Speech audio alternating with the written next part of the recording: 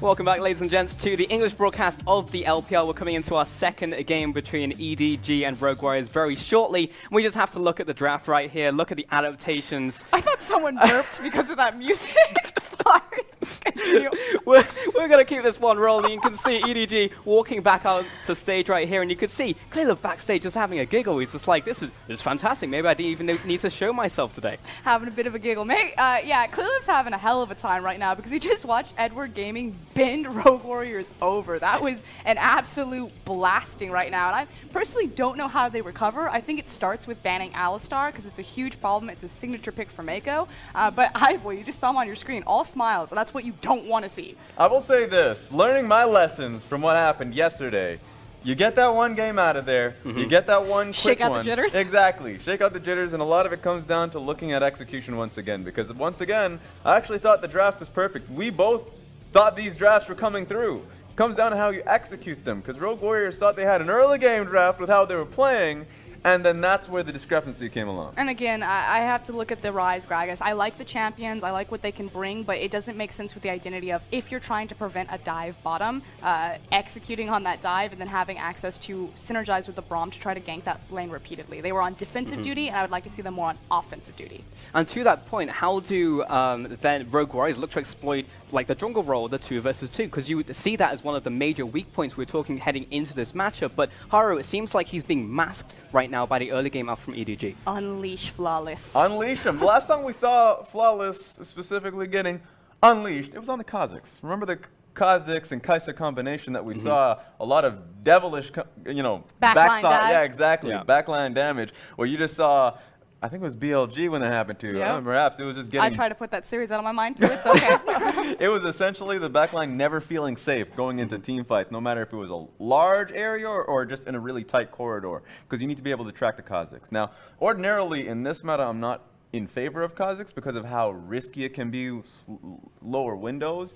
But with this composition specifically, and with Rise, you have a lot more gank paths. I think he's going to go back to the Gragas, but I would love to see Lisa. And Insect picked it up yesterday, I believe, That's in the true, EU yeah. Masters.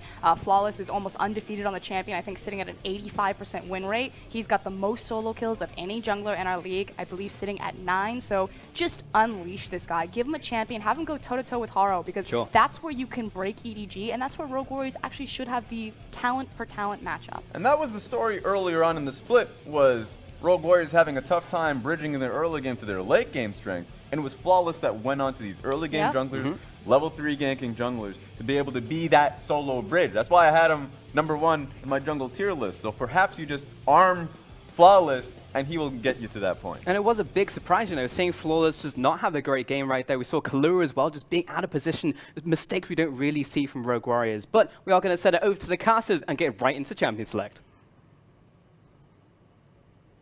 Thank you so much, everyone. We are right back in it. Game 2 coming at you between Rogue Warriors and Edward Gaming. Will Rogue Warriors be able to recover, or will Edward Gaming just put a pin in it and close this series out here? And I'm starting to see a trend already, Dom, even though this is the draft phase of the second game, and that is the Tahm Kench banned by EDG and the Kai'Sa picked by Rogue Warriors. The blue side and the red side, respectively, as well, between each of these teams. And it does make sense that this is what you'll see as a response.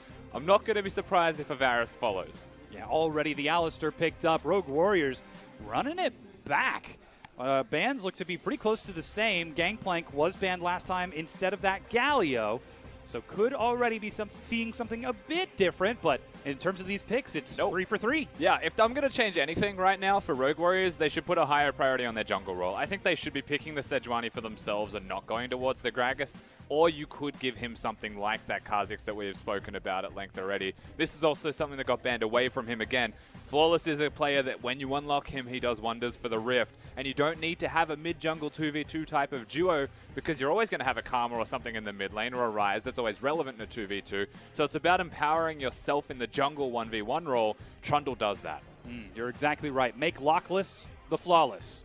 The answer, though, Leona for Killua in the bottom lane. Hey, if you can't beat him, Killua him. Wow. Or just pick Leona with Kai'Sa because it's a sick duo lane. It really is. It's actually very good in working with the Kai'Sa passive, of course, has a lot of engage. They know they're against the Alistar and the Varus. And no one should be surprised that this is how the draft panned out for EDG. They won in 25 minutes with this composition so far.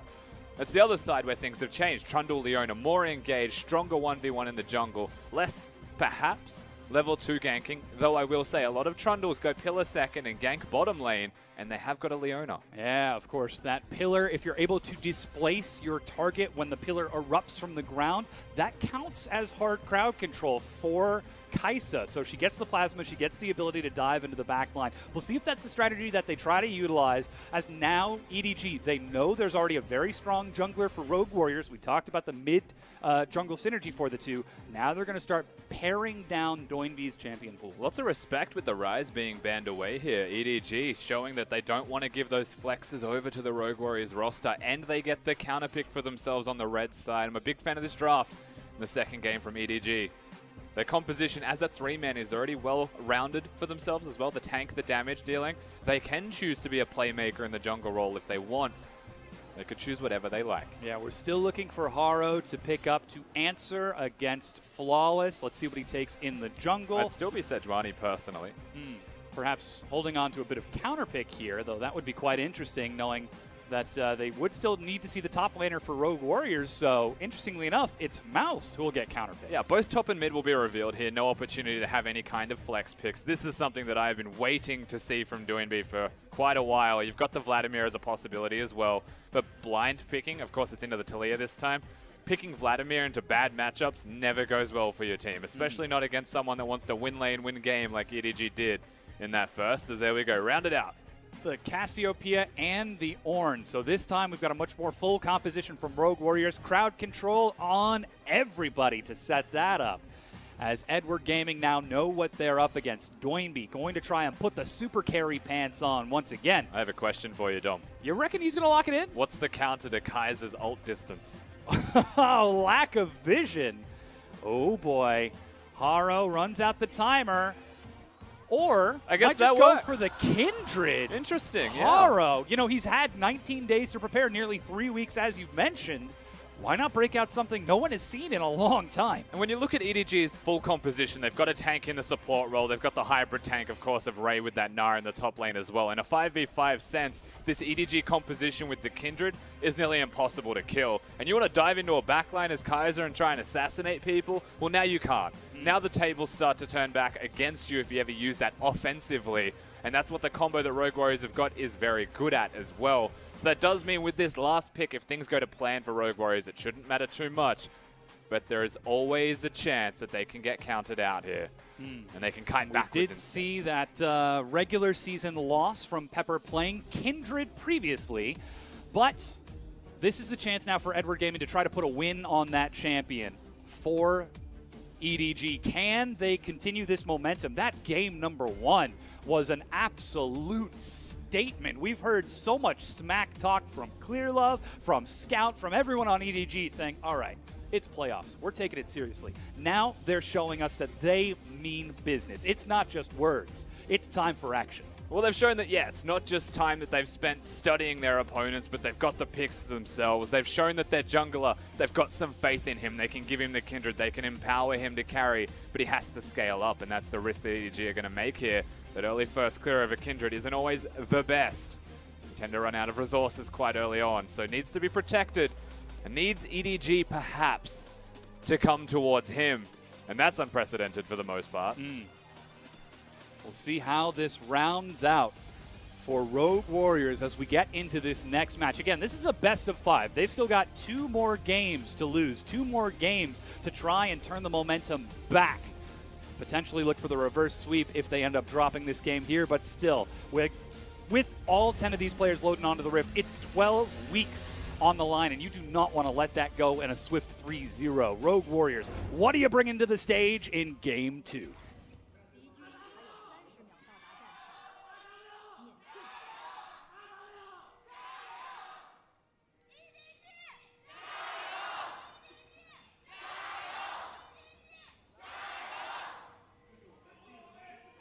Still, the shouts continue as everyone cheers for their favorite players and teams.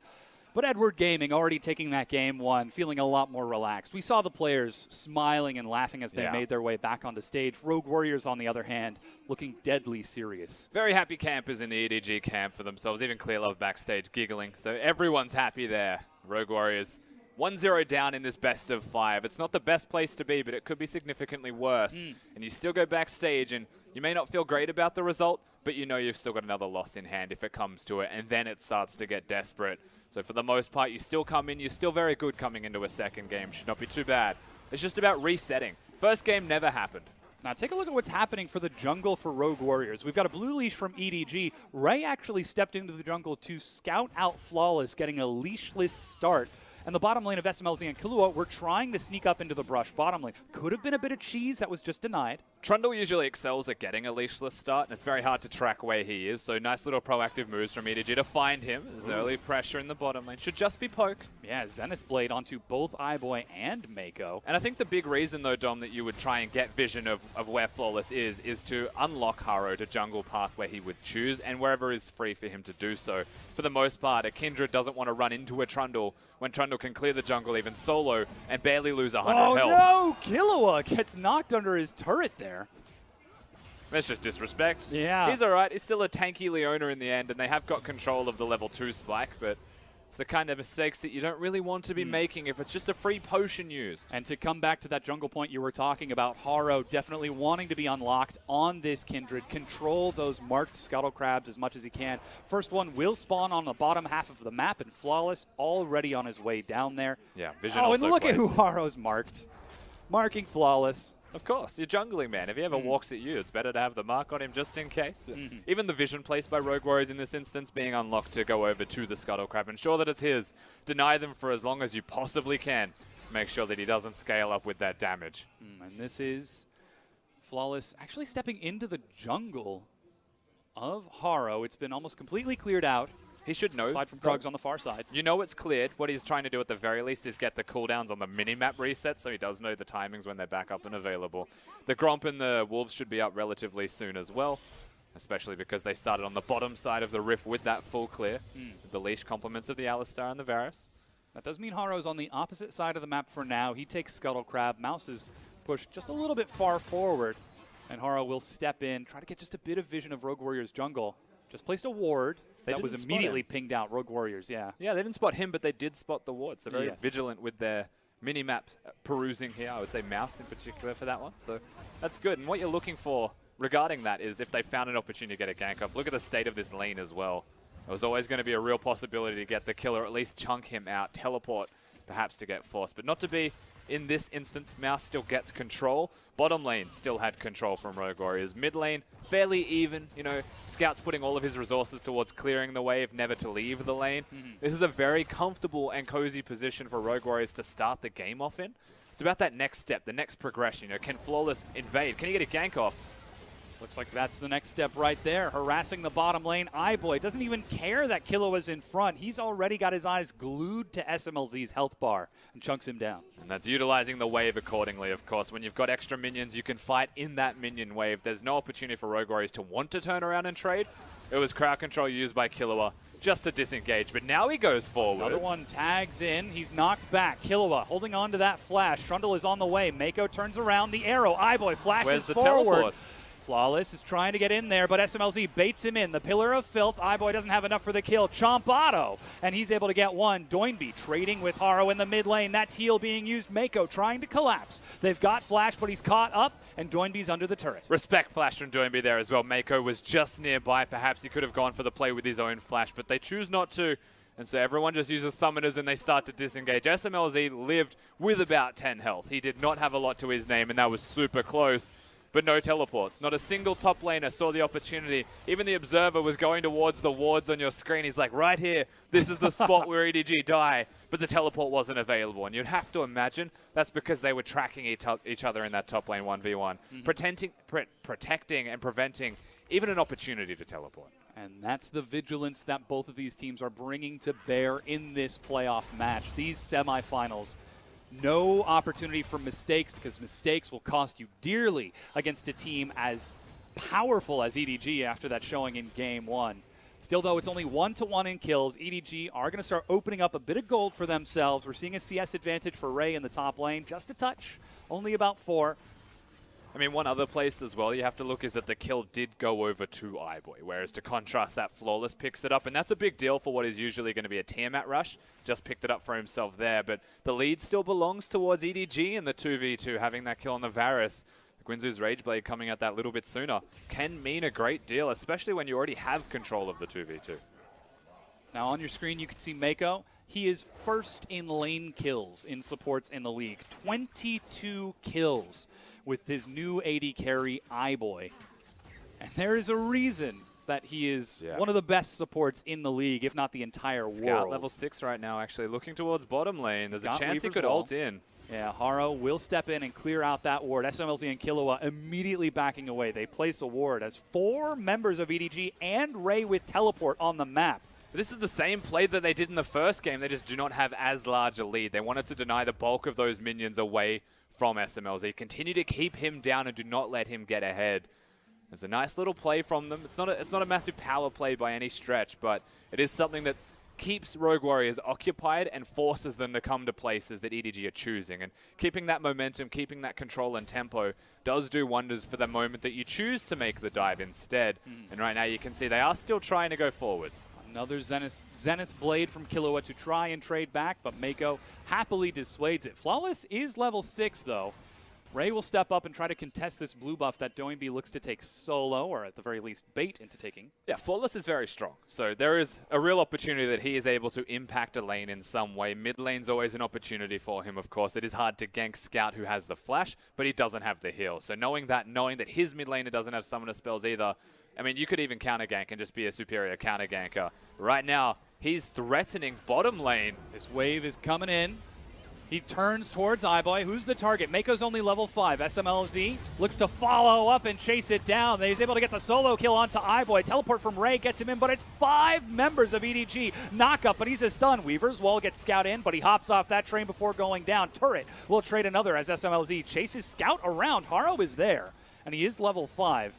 Rogue Warriors lose 1, but they're still trying to take more. They only lose 1, they do kill 3 in the end, so still a worthwhile trade, and the minions crash to the turret. Look at the damage the outer turret has experienced for itself too. Rogue Warriors making a big play. That was actually a super important moment. That was utilizing Flawless. He's now 3-0. He is starting to become very strong, and because Killua is tanking, Flawless has free time to just destroy iBoy's health bar pretty much in the 1v1. Note that he's fed, he's got the Tiamat.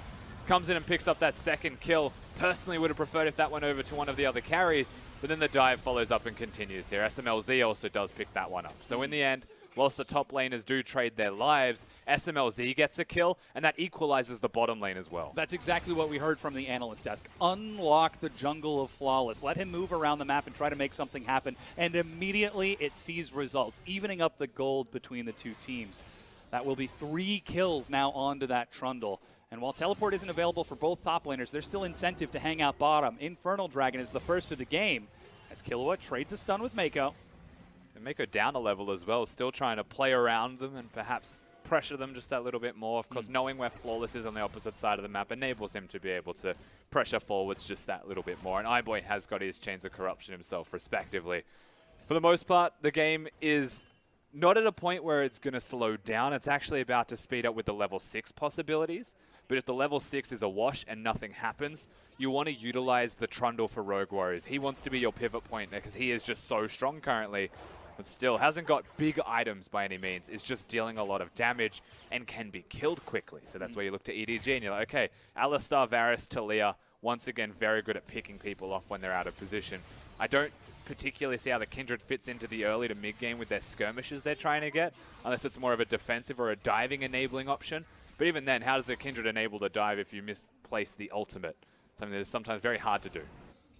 So far, it's not quite worked out for them, but they're looking to go bottom. Weaver's Wall not used just yet as Killua in the front is soaking all of the damage. Tries to go over the wall, even flashes, but Haro picks up the kill. Another trade as SMLZ lands some Plasma. Flawless trying to chase up.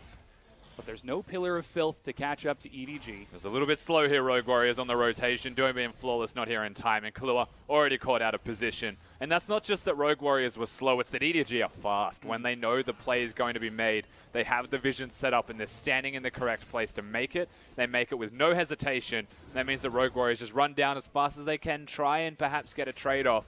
They were just a little bit too slow to the punch this time around. So EDG bounce back, they fight back, and they prove that they are not just going to lose momentum and give anything to Rogue Warriors for free. Yeah, still dead even in gold between the two teams, and still huge incentive to look for that Infernal Dragon for both teams. But SMLZ holds down the fort with Flawless in the bottom lane and is able to keep himself safe. Doinby completes himself a recall, continuing to look for that Abyssal Mask. And Flawless, oh, is he actually starting off that Infernal Dragon right now? Trundle can do it very successfully. Yeah, sees the recall from iBoy and says, it's go time. Trundle's one of those few junglers that also looks at it super early on into the game if he wanted to, but he's going to wait till level 8, finds an opportunity to sneak in there. Look at Scout and Haro.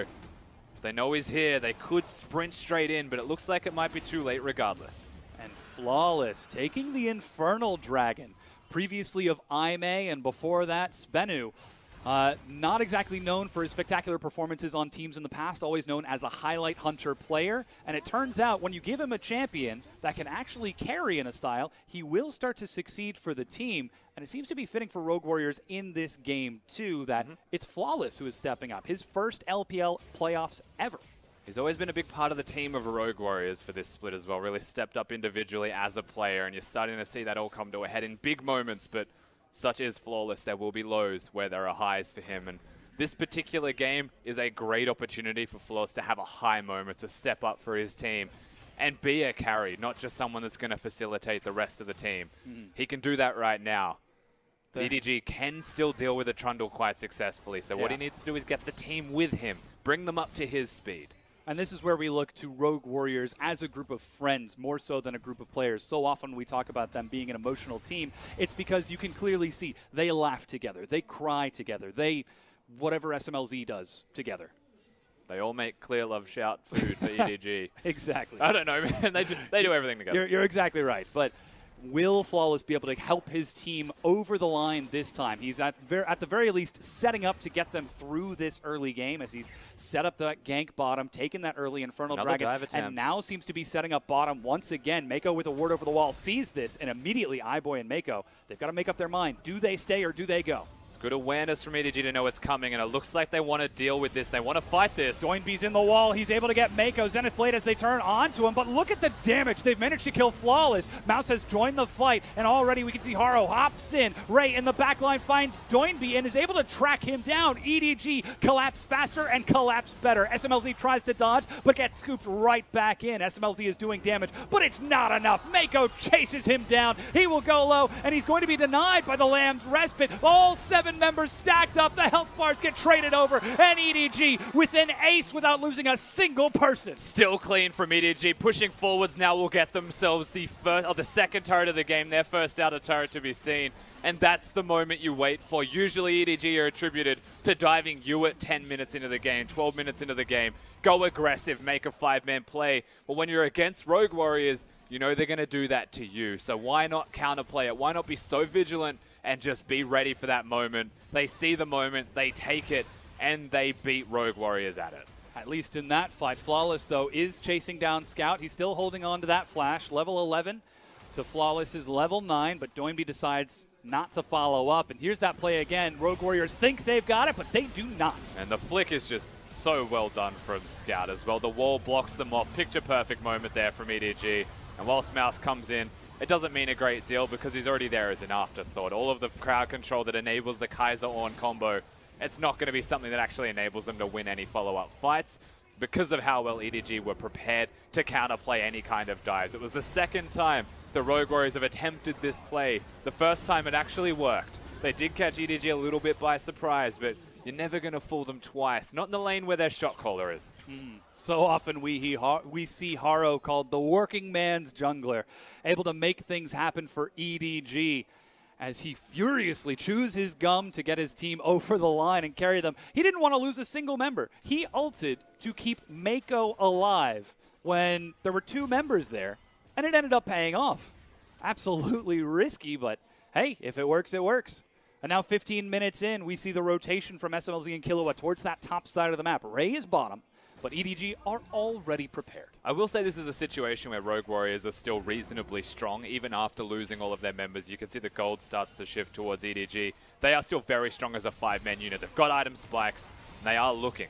Solar Flare forces the flash out of iBoy. Mouse tries to hit someone but misses. It's a dive into the back line. SMLZ goes in. Doinby is already dead. SMLZ split from his team. There are no carries. Doinby is taking the turret, and Rogue Warriors are falling to pieces. Just because I say you're strong does not mean you can have a very disjointed dive. SMLZ doesn't have the ultimate, but that was super close. Rogue Warriors, they step up. They think they see an opportunity. They know that Ray doesn't have the teleport. They know that they've got Mouse nearby, and they're thinking 4v5 to themselves, we can do this. But that was so disjointed, so ill-prepared for any attempts at a dive.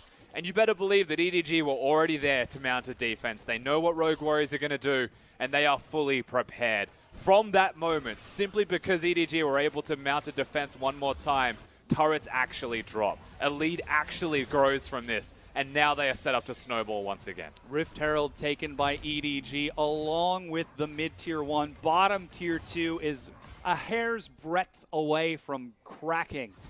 And Rogue Warriors seem like they might be in a similar situation in this series, as now, after coming out swinging in the beginning of this game, their last 2 plays have backfired massively.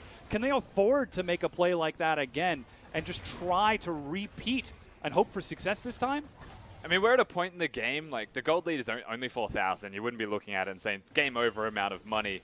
But as the game progresses, there is a chance that Rogue Warriors, once again, can continue to try and hit late game team fights, be stronger in the 5v5.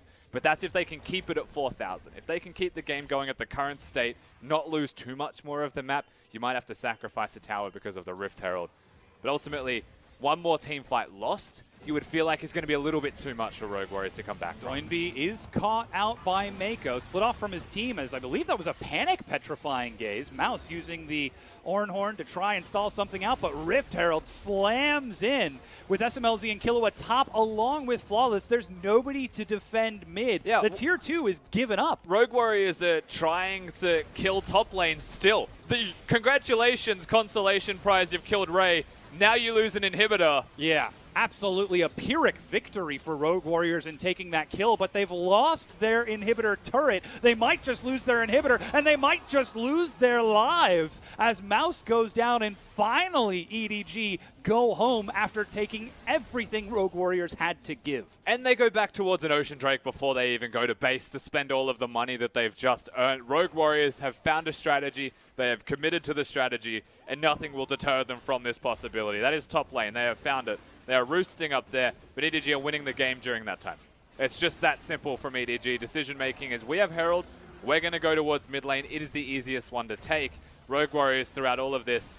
It's a lot of damage from SMLZ. You're starting to see him come online, but so is everyone else on the opponent team. That being said, Rusty, on the other hand, Rogue Warriors are only 3,500 gold down now. And they do have super minions pushing in to feed them gold in that mid lane. If we're going to talk about mid lane as a funnel at 19 minutes into the game, that's absolutely true. We've got to silver linings this, because Rogue Warriors, you're absolutely right. That was a very reckless play in trying to go for that trade, but they've got a lot of shred on the Kai'Sa. Runan's Hurricane is finished. We did see the Q evolve, as it's not a Gwinsu's build this time. If you don't know who Rogue Warriors are as a team, that is something that they will do. Absolutely. Because no one expects them to do that, right? No one thinks you're going to be top lane, try and find a kill in the way that they did. And that did help a little bit. It contributes towards the gold closing once more. But the problem is, they've lost the mid lane inhib, so super minions push down that lane. And it makes it 10 times harder for them to sit there and continue to maintain mid lane priority when the Baron is now up as an objective. It spawns as we speak. EDG with super minions can just push it in, disappear into the river. Rogue Warriors then spend an extra 10 seconds clearing a super minion before they can even come up to the river. And that just gives way too much setup time for Edward Gaming to make plays as they would like. And speaking of setup, they've already pushed in mid. They're already clearing out vision, moving as a 4-man unit with Ray split pushing on the other side with his teleport ready. Doinby is trying to hold the fort in that top lane, but it is so dangerous. We already talked about how a single piece of crowd control from EDG can lock you down permanently. Will they be able to hold the line here as Ray? I would be amazed if Mouse were even able to hold this single turret as the minions step up to finish it off, and a final headbutt locks it down. Ray is 2 levels ahead of the man he replaced, 70 CS up. Perhaps showing why. And he's also building the split pushing build. Acknowledge that he's not only far ahead through his laning in the 1v1 because Mouse is never there, but he wants to make it even worse for him because they are stronger in a 4v4 sense. So keep Mouse nearby. Have a very good experience for EDG as the TLDR of the top laner here from him. Ray on his nah. It's good stuff. It's very smart, honestly, from him as well. Acknowledging that that is one of the ways they can continue to keep the snowball going in their favor. And meanwhile, EDG with the 4-man, the Varus, very good at picking people out from range. You couple that with the Talia shove, people will die. And because they're far ahead, even quicker than you would like. And this is where we have to see Rogue Warriors play it carefully. They need to maintain vision. They cannot allow that Baron to go blind against a Varus, against a Talia. But you said that pick is so terrifying. But it's also about how do they actually even get vision. The super minion now pushing here. Look at all the people they have to bring to help defend that lane, just in case. Because EDG simply had presence in the area. And they're able to just move into the river. You see EDG hovering. And that's all they actually have to do. Sooner or later, the Scuttle Crab's going to expire, and it just did, which gives them an avenue into the lane if they would like. It's just that the ball is in their court. So whatever EDG choose to do, they should have the upper hand in it. For now, it's just going to be a recall and reset. They allow their vision to lapse on the map just enough to give them time as their recall happens to have been synced with Rogue Warriors. SMLZ back out of base. You can see he's sitting just about 300 gold behind iBoy, so that Kaisa still scaling. And speaking of scales, Doinby on Cassiopeia, he's only about 500 gold behind Scout. Mako, in a completely unexpected way, gets caught out of position. EDG are going to try to rush to the rescue. SMLZ takes some damage. He resets into the backline. Lamb's Respite denies a lot of the kills. The shove flicks them out, but they get back in for the heals, and it's chaos. Rogue Warriors might be coming up big. iBoy goes big to answer back, though. He's trading it over. Flawless running for his life as iBoy gets a triple kill. Flawless, unlocked though he may be, goes down and pings onto the Nexus. Big triple from iBoy. May have just given his team the Game 2 victory. They've got the super minions, but they choose not to. They'll go back towards the Baron. They've counted the death timers. They've said, no way. It's still too early in the game to get that one, so they push forwards. And from Mako being caught out of position, they still pull the rabbit out of the hat when Rogue Warriors may have found their entry into that game. And that's where you have to give credit to Haro. You'll hopefully see that in the replay as well, but his ultimate delayed the win by so much from Rogue Warriors that they do actually end up losing the fight. And they may die here. Yeah, they're getting real low. Ray trying to retreat. Scout steps in to tank it. 400 That's health. one. That's one. In the back of Scout, and it is finished off. We don't get one final AoE auto attack. I feel like they just got so lucky the Baron got angry and decided to spit at them instead of auto attacking, or they were actually dead. We get to see the fight again. Mako caught out of position. Look at SMLZ as well going forwards here. Flash from Haro on the Kindred to keep his mid laner alive. And all of the time that he's bought, keeps Scout alive. Lets them continue to do damage, and lets iBoy actually just be a hero, walk into the back line, and just take everyone on Neron by himself. And EDG get the team fight as a result.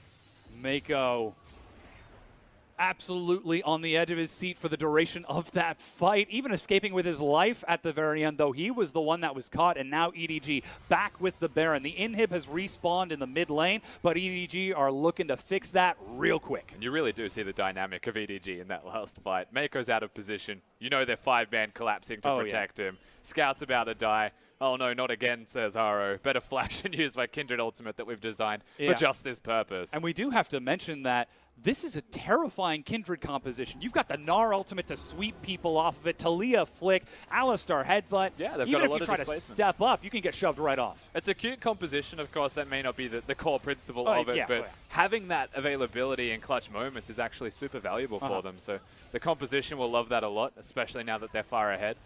Oh, again, Mako might have been caught by Flawless, but still, Doinby chases with some poison, just chunking him away. Doinby's actually got some pretty big damage, but it's not enough to dissuade EDG from still stepping up to try and kite this out. Infernal Dragon is the target. EDG are looking to contest this one. Rogue Warrior still feeling decently strong, but too caught out of position. Yeah, Flawless drops the Pillar of Filth. Mouse trying to zone them away from the side. Horn's Killer out. drops the wall. That's the Horn, and the knockup on the two. SMLZ goes in. That's one. Scout is down. That's two. And SMLZ, he's looking for a third. He's going to find it. Mouse denies the Quadra, but that is 4 kills to Rogue Warriors. And Rogue Warriors pull a rabbit out of the hat this time. They've got the 2 Infernal Dragons. They seize the opportunity. Haro. Oh, he's found SMLZ and gets an assassination deep behind enemy lines. Finds himself well in the backline. Will get a trade kill in the end, but EDG still lose the team fight. Rogue Warriors are the ones who come out ahead with a dragon to boot. And that is something that you do not want to see if you're an EDG fan. Because remember, that gold leader stagnated at around 4,000. That was the one thing we said, that EDG need to just continue to snowball, get a little bit further ahead. They find an inhibitor. Rogue Warriors find the same gold difference that they found 10 minutes ago and keep themselves within team fight distance. And you see that team fight right now. The Ornn enabling, the Leona focusing the backline when he's caught out of position. Kulua, great awareness. Rogue Warriors, the big team fight victory. Absolutely. That's going to still keep it at about 4,000 between the two, but Scout and iBoy standing together for 1 instant and immediately Rogue Warriors punished. They may have been smashed game 1, but they are bringing their A game in this game 2. And just a little bit lacking on the front to back there from EDG. A big part of the composition strengths, like we've mentioned a couple of times now, is the Kindred ultimate saving the carries. It actually prevents SMLZ from doing exactly what he did, which is going into the back line on a solo mission and trying to assassinate people, because you can't assassinate someone when a Kindred's nearby. So the front to back was a bit of a miss there from EDG, something that they should be looking to improve in the future. If Mako has to engage, then Haro needs to protect his carries. Now top tier 1 has been taken in the meanwhile, though EDG may have lost that fight and lost the Infernal Dragon along with the Baron buff. They're still very much in the driver's seat for this game, pushing minions in time and again. That middle inhibitor still wide open. If they ever find a fight or an opportunity, it's a quick sprint down mid. This is one of those games, though, where I don't want to put a timer on it, but you've got that feeling that Rogue Warriors are starting to outscale just that little bit here. The team fighting of the Ornn, Kaiser, Leona, and the Cassiopeia. Even though 0-3, 3 completed items is plenty of damage and starting to scale up himself respectively. It still feels like we're getting to that point in the game. And I think one more teamfight victory from Rogue Warriors may just tip it back into their favor. Whilst the map is controlled by EDG, you can see the respect they're now starting to show, the patience and how slow they want to now move around objectives and perhaps getting picks starting to be evidenced. Mouse over the wall with his Call of the Forge God, ready to find a pick if he needs to. Doinby on the other side with his phase rush. Just looking for an opening, looking for an opportunity, but as vigilant as ever. EDG don't let themselves get picked off. And they're just going to start pressing this vision line forward once again. The next dragon will be Mountain. Should be spawning relatively soon in the next 3 minutes or so. There's no Baron to be looking towards. There's no major objective on the map to be seen. Rogue Warriors put all their focus and vision on the top side river. You can see that on your mini-map. Now EDG start to try and press into the red side jungle to at least get some semblance of control. And that's important for their composition. If they don't have the vision, EDG, they can't really make the plays. Rogue Warriors, less reliant on just outright having the vision, more reliant on having access to the backline. That's how they want to navigate fights. So if they know where iBoy is, they can pick him out. If they know where Mako is alone in the front line placing wards, then they can actually try and chunk him out and get the ultimate. So that's about defensive vision as the Ornn. Call of the Forge God used in bottom lane. Ray with a sidestep, though. It could have been Rogue Warriors looking for a pick, but that's a huge engage now missing. Red buff still taken by SMLZ. Yeah. And still Ray pushing in that bottom lane. Doesn't matter too much, though. Again, no major objective on the map for another minute or so. Ornn will have the ultimate available one more time. Top lane pushing in for Rogue Warriors, so they don't have to worry about that for now. They just have to play EDG's game down on this bottom half without giving anything up. 2 minutes for that Mountain Dragon, 60 seconds for the Baron. Just the dance, just back and forth. If they find the pick, they set themselves up for the Baron engage. That's what Rogue Warriors were looking towards. EDG controlling vision on the bottom side to let Ray split push. That's a future investment from them when the Baron does come up and available. You'll see them all recall, get more control wards and vision, but they won't just immediately place down every ward they have if Ray is still pushing, and he is. He's choosing not to go back to base. He's got the Blade of the Ruin King set up for himself. 3 offensive items. He is going to keep Mouse down there and put the pain train on him. Level 17 to 14, too. 100 CS ahead, nearly 90 at this point. And still, Mouse, he's trying to hold on in that bottom lane. It just doesn't matter what team Mouse is on, does it? It's just the same experience for him anywhere he goes. Same thing. And it's the most tragic, too, because he's literally playing against his replacement, the person who filled the role of the top lane for EDG with Mouse's departure. That said, though, he's going to have to show us something here because Baron is spawning. Rogue Warriors are actually pushing up in the mid lane to take lane control, and Mouse is already there. That means the inhibitor is undefended, and Rogue Warriors, they are forcing this issue. They've got Shred on the Kaisa. And Cassiopeia, if they both get to hitting the objective, it's already at half health. It may just be gone. Haro trying to step forward. That's the Weaver's Wall, locking them all into the pit. Like trapped. fish in a barrel. Flick has found Killua. Chains of Corruption. SMLZ sidesteps. Doinby goes in. Oh, and he flashes forward. A huge stun as he sets up for his team. Lamb's Respite resets the fight. But still, Rogue Warriors are trying to back out of this without getting caught out. Another Pillar of Filth. And they will make it over with that displacement. Still, SMLZ tries to escape. Pinned against the wall. Doinby, he's locked down. Mako is the target, and SMLZ shreds through him. Ray tries to get the Ignite kill on the backside as it's a fight on two fronts. SMLZ cleaning it up. A triple kill. He looks for Scout, gets huge damage. Ray tries to get more, and he will force the split decision. Scout back up, will turn over another kill. Finally, the auto attack from Flawless. They did lose Mouse, but Stake, you can see hands in the air because another fight win for Rogue Warriors. A victorious fight from Rogue Warriors and the Baron secured by them. They get to reset. Only Mouse goes down. That hurts a little bit with the split pusher losing the Baron buff, but how empowered they now feel. We said one more fight may be all it takes. Well, they get the team fight. They force out Haro's Kindred ultimate early, and even when they don't have the flashes, they disengage, they wait for the correct moment, and then they pounce, then they press forwards. EDG definitely on the back foot from this point. Look at where Ray is. He's behind them. Spotted out by a ward with that perhaps odd positioning. He might have been looking to catch Doinby or Flawless out of position as they push, but the Tier 2 is taken along with the Tier 1. Mountain Dragon is also taken, and Rogue Warriors, they're getting closer and closer to gold in EDG. Now the second fight in a row that they've won. And this is, remember, Haro has no ultimate, so watch the way SMLZ chooses to go forwards here. Once the call has been made, Mouse sacrifices himself to enable the Kaiser going forwards. That's the combo that you expect. You know your role as the top laner. He's down 100 CS. Does not matter. He is the team fighting player. Scout stuck in a corner. Almost gets himself a kill here and there. A couple of hundred health, but the Tiamat's too strong. Gifting that kill over as SMLZ coming up huge in that fight. Mouse against his former team from the graveyard leans over, and you guys saw that, right? I did this for you. Set up the 3 kills. He gets to feel some love from the fans as he will now try to push back with the rest of Rogue Warriors. They've got Baron for 70 seconds, already breaking down that mid and top tier 2. Now, they don't have a banner of command. So with this Baron buff, they can't just walk up to a single lane and break down a structure for free. They're going to have a look at it because their composition excels at the team fighting front to back. But with the Baron buff, they need to set up side lanes. And what we didn't see during that replay is exactly that. You look at top lane, it's starting to push. Bottom lane now has Mouse down there as well. He doesn't have a Baron, but he has got control of that lane. The rest of Rogue Warriors hover between mid and bottom. They want to use that pivot point with vision control, secure themselves some objectives because they are feeling strong. They certainly are. Turning onto the Tier 2 with that minion wave. It's going to be sacrificed by EDG to attempt to appease Rogue Warriors' push here. Still, this is a very threatening push. SMLZ is level 16. His range is massive if he's just able to catch up with someone and pick them off. But Rogue Warriors going to continue to press and push. Look for an opening. EDG, after a very convincing game 1, now find themselves trying to hold the fort in this game 2. They do still have a lot of potential here, EDG, if they pick someone out of position. Rogue Warriors aren't perfect with position, but the horn is in.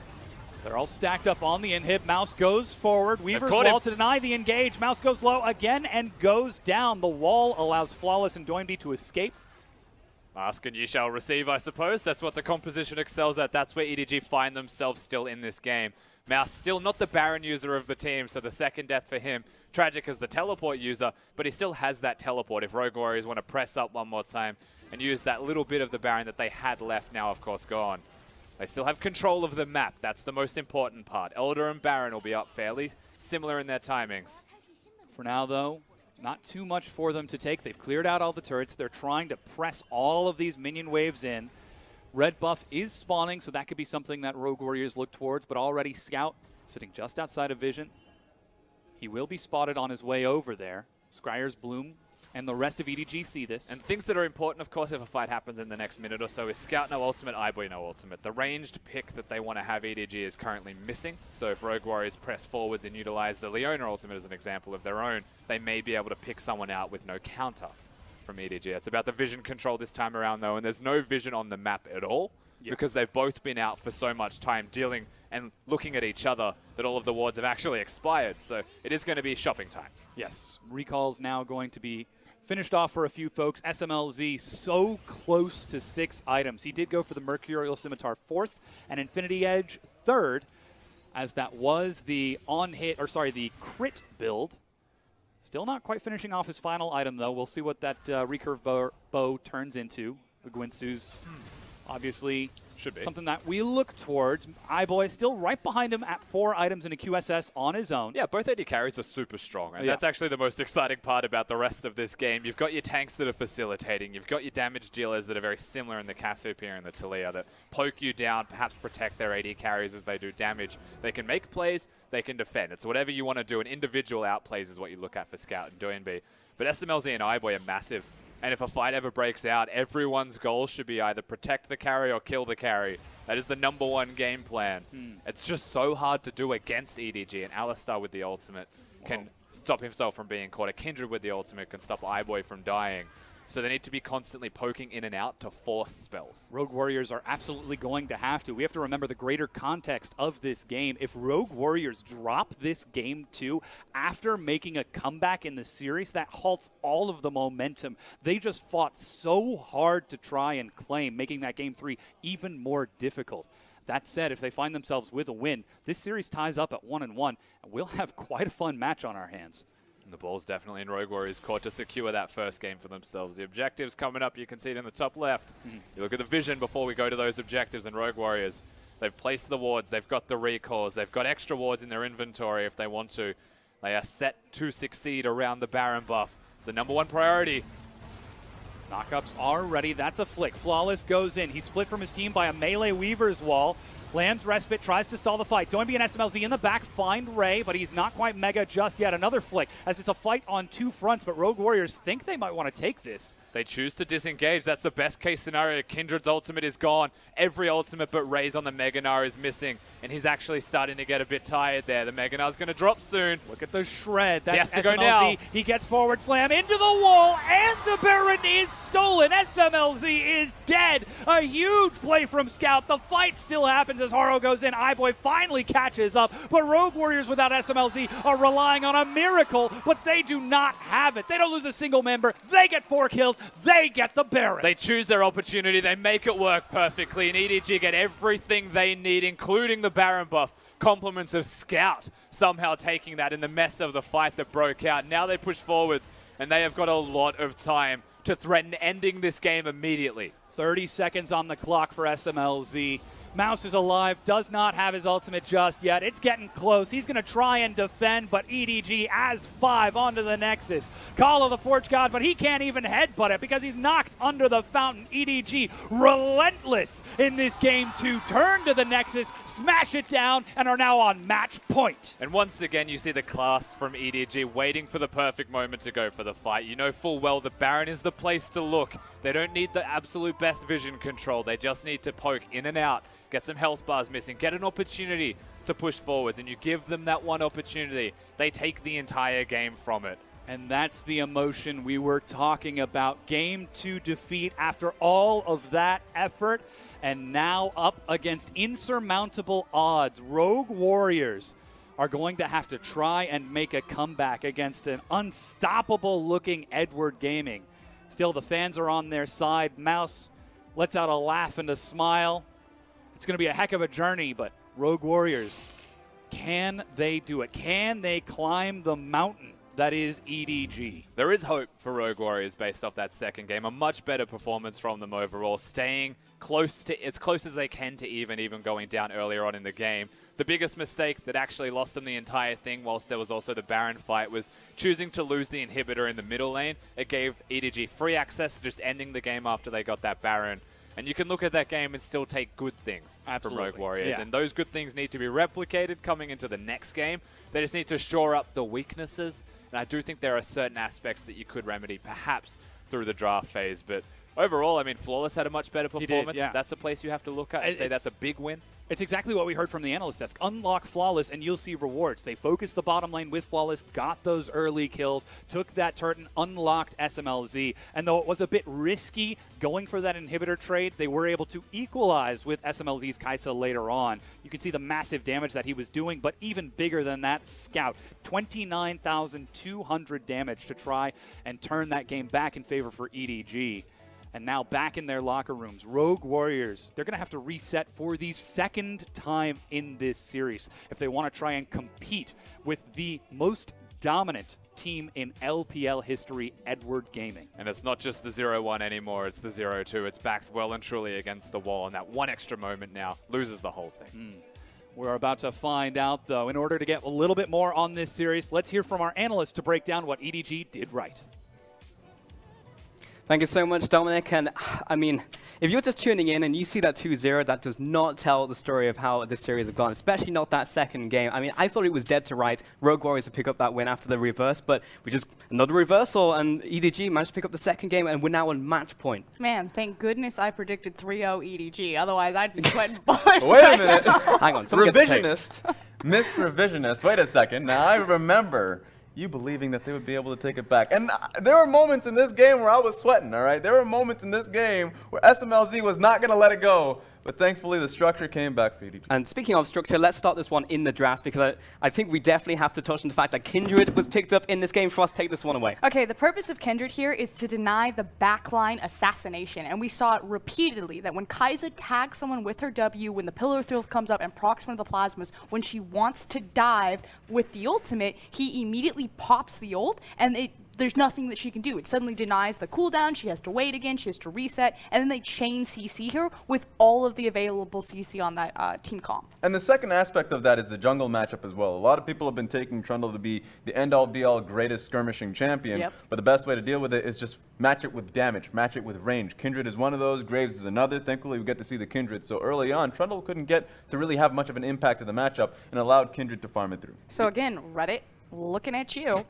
Kai'Sa's now lost 2 games, and EDG are effectively using Kai'Sa as a bear trap. They're leaving it up and they're saying, go ahead, pick it. I dare you. But this game has been all about the lane phase and all about the Varus. Man, Frost is calling everyone out today, but just I'll to flame double everyone. I don't care. I'm indiscriminate. I'll flame literally anybody. But let's go ahead and take a look at one of these replays here, and just to demonstrate this point on the Kai'Sa and the Kindred interaction. And this starts on a very long and stringy fight here, but it does go EDG's way. And again, what Raz is talking about, the fact that they did have, the Trundle versus Kindred matchup, yes, it helps, but it's also about unlocking Flawless, that they're even making a play like this. And what's going to happen is SMLZ is going to be absolutely denied by the Kindred ultimate when she wants to get in and start making these assassinations. So people are getting low health, it's looking scary, uh-oh, here comes Kindred. Now Kai'Sa's just going to get locked down and killed. And that's the major point of worry if you're or at least if you're Kai'Sa, because like, when do you find an opportunity to look for those backline assassinations? There were points in the game where he actually was able to do that.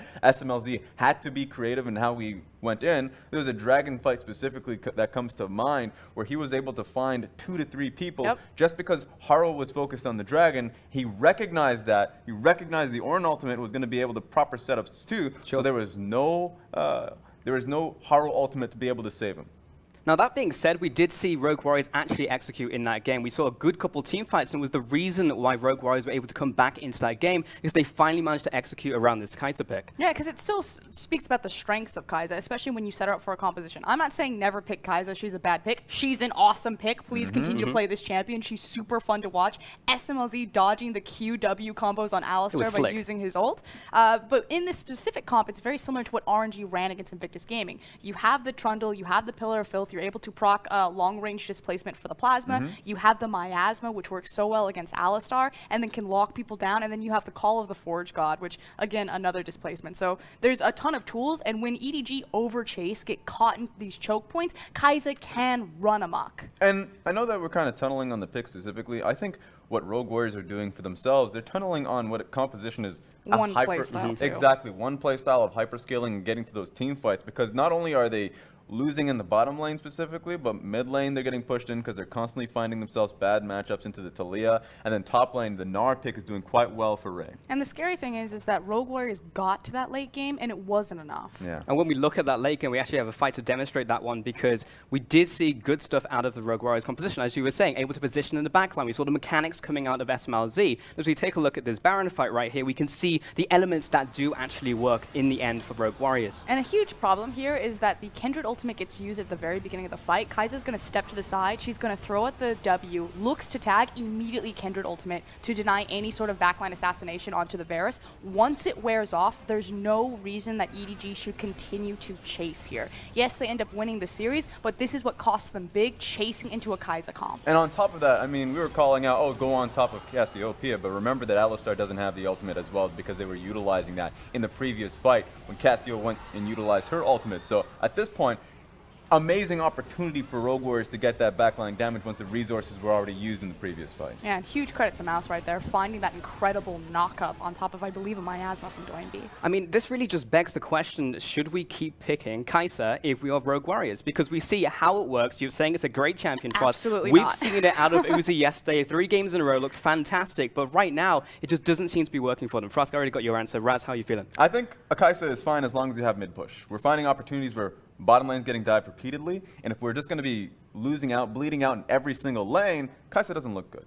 But if you have an opportunity to extend an mid-game advantage for Doin B, and so he could be the one aggressing bottom lane and maybe be getting these long lane fights for themselves, and that's a positive. But if it comes down across the board, Rogue Warriors are losing every lane, then of course it looks bad. Yeah, I will agree. I think where Rogue Warriors are actually losing is in that jungle mid, and really doesn't have anything to do. It's leaking down into Kai'Sa, but it doesn't start with Kai'Sa. Yeah, and at the end of the day, Kai'Sa needs to get rolling in that early game, you know, and it seems like just getting shut down so often. It was just a miracle that they were able to come back into that game right there. We'll see if we'll actually find a clean sweep right here, because EDG 2-0 in this set.